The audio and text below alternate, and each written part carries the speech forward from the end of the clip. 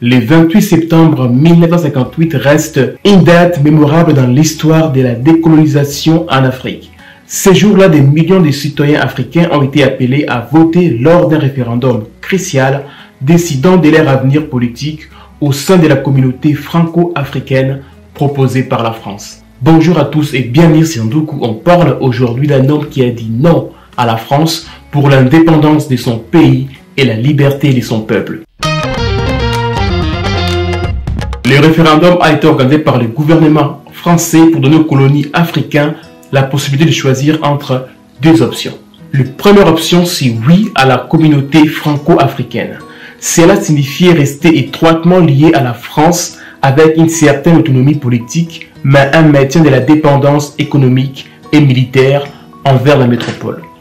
Deuxième option, dire non à la communauté franco-africaine. Ces choix impliqueraient l'indépendance totale du pays, permettant aux nations africaines de prendre en main leur destin politique, économique et social.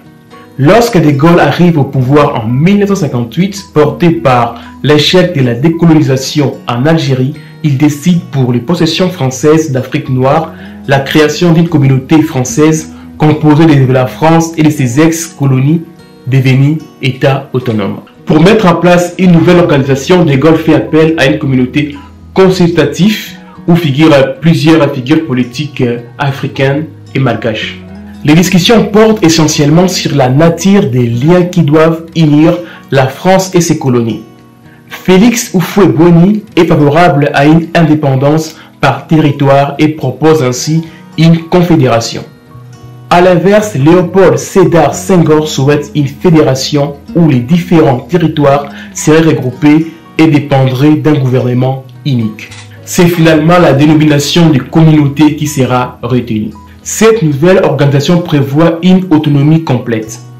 La politique extérieure, monétaire et les ressources stratégiques restant néanmoins du ressort de la France.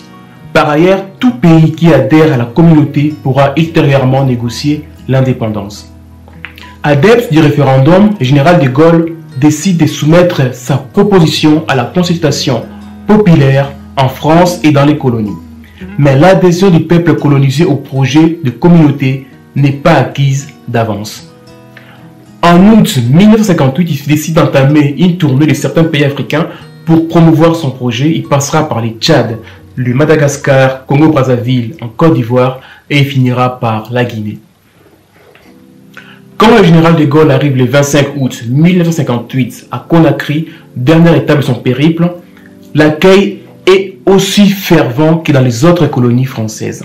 Partout, le président français a été accueilli comme une légende vivante, les héros de la résistance française. Mais à Conakry, les tons changent lorsque Sékou Touré prend la parole à l'Assemblée territoriale. Sékou Touré va prononcer un discours enflammé. Monsieur le Président, vous venez en Afrique précédée du double privilège d'appartenir à une légende glorieuse qui magnifie la victoire de la liberté sur l'asservissement et d'être le premier chef du gouvernement de la République française à fouler le sol de la Guinée. Comment le peuple africain ne serait-il pas sensible à ces augures? Lui qui vit quotidiennement dans l'espoir de voir sa dignité reconnue et renforce de plus en plus la volonté d'être égal au meilleur. Or, il n'y a pas de dignité sans liberté. Nous préférons la pauvreté dans la liberté à la richesse dans l'esclavage.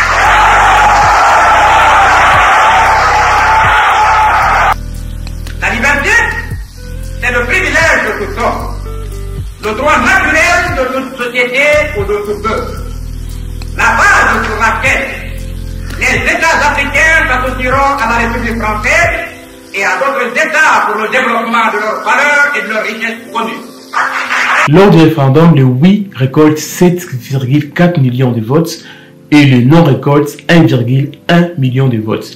Parmi les pays qui ont voté oui, on a le Côte d'Ivoire, le Sénégal, le Niger, le Soudan français devenu le Mali, le Haute-Volta devenu le Burkina Faso et le Dahomey devenu le Bénin.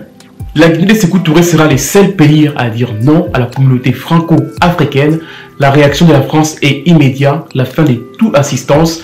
La France veut démontrer que sans elle, ça sera le chaos. Les conséquences pour avoir dit non à la France sont nombreuses. On a d'abord l'isolement diplomatique et économique. La France a réagi en rompant brusquement les liens diplomatiques et économiques avec la Guinée. La France et d'autres pays membres de la communauté ont réagi négativement à ces choix. Cela a eu un impact immédiat sur l'économie guinéenne car le pays dépendait fortement de l'aide de la France. Il y a aussi les réarrangements politiques. Face à l'isolement, la Guinée a dû chercher des partenaires internationaux alternatifs. Le président Sékou Touré a adopté une politique étrangère cherchant des alliances avec des pays tels que l'Union soviétique et d'autres nations du bloc de l'Est.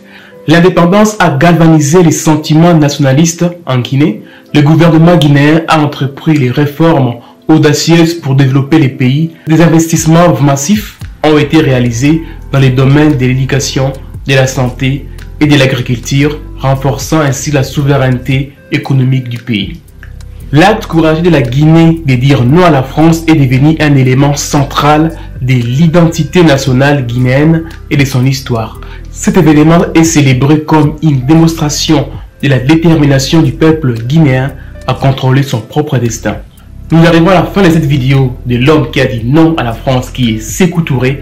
J'espère qu'elle vous a plu. Moi, je vous dis à la prochaine pour de nouvelles vidéos sur cette chaîne. D'ici là, prenez soin de vous. Salut.